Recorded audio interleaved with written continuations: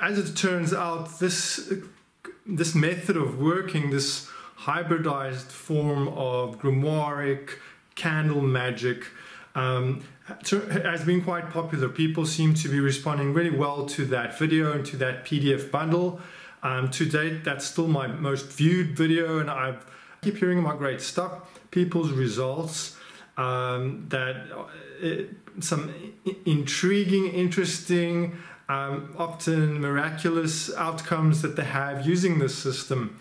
So I thought I'd address a question that I've been getting a lot, and the question is it dangerous? Is there some risk involved? Will something bad happen?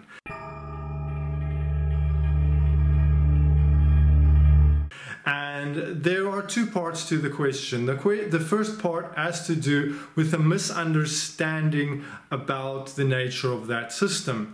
And people often think that because I'm using the Key of Solomon in that video, in that system that I'm sharing, that somehow you will be conjuring and directing the demons of the Goetia, of the lesser key.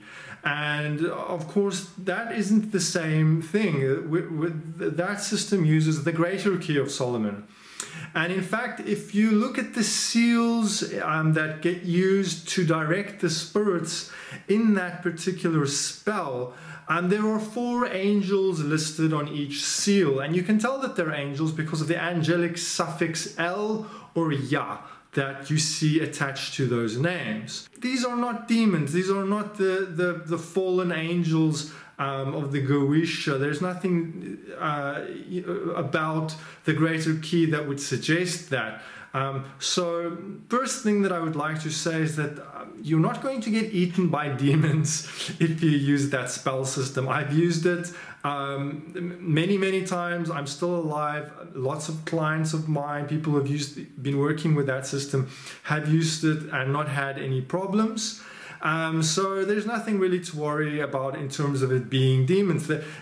Just because it is the Key of Solomon that is being used there as the source material for that spell work, isn't to say that you're conjuring up demons. That genre is a very big genre of texts that fall under the category of the Key of Solomon, and the Goetia is only a small part of that. The second point that I wanted to make is that when we're working with a Kabbalistic candle magic system, that is a very low resolution way of invoking the influence of those spirits.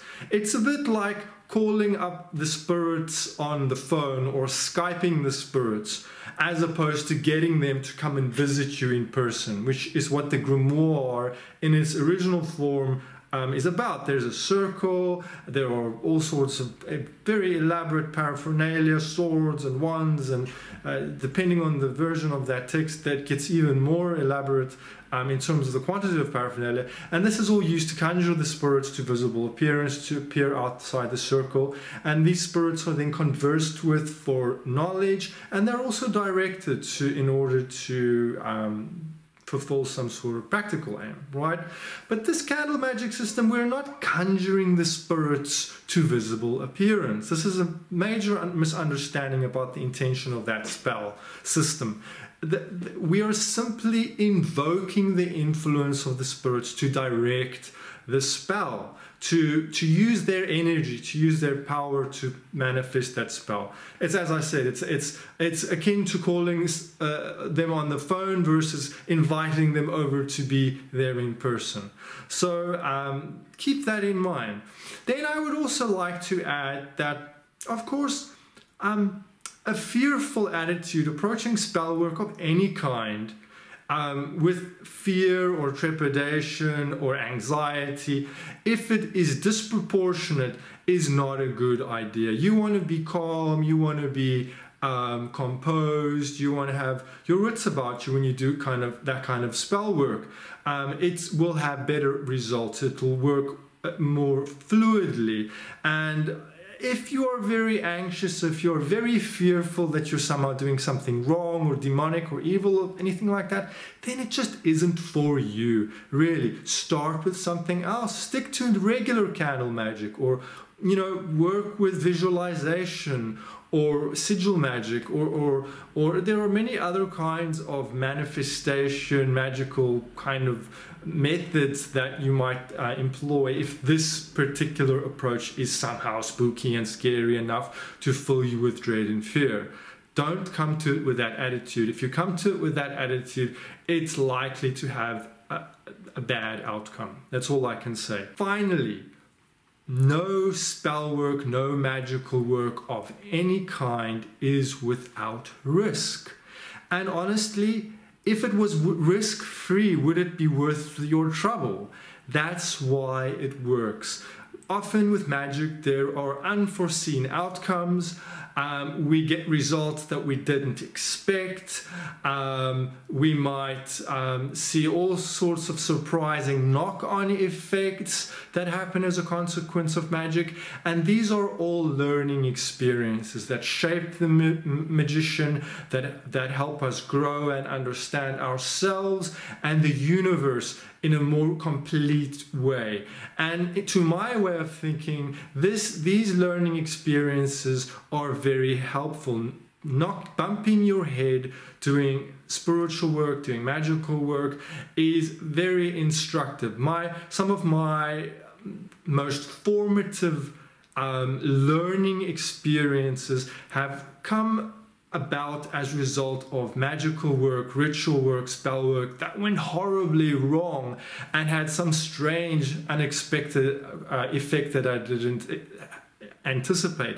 But that effect turned out to be a wonderful learning opportunity. I learned more about how magic worked for me, what I need to change, and honestly, it didn't kill me. It made me understand myself and the universe in a far more profound way. And this is really the spiritual path that opens up within the practice of practical magic. It's not merely about getting your wishes fulfilled. It's not merely about getting paid and laid in the most venal sense. It's a spiritual path. It's a path by which we learn to understand how our minds and our spirits and how the hidden architecture of the universe functions. And that can be very enlightening and often leads to profound spiritual realizations that far exceed whether you get the job or the girl or whatever or not, right?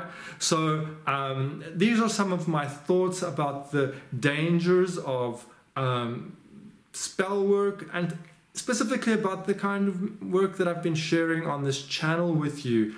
Don't be scared.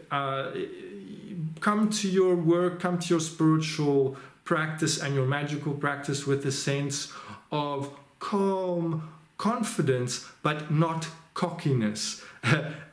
So that's what I have to say about that. And as always, I thank you for watching, and remember to like or to subscribe. And if you have any comments about this video, please leave them down below, and all the best to you.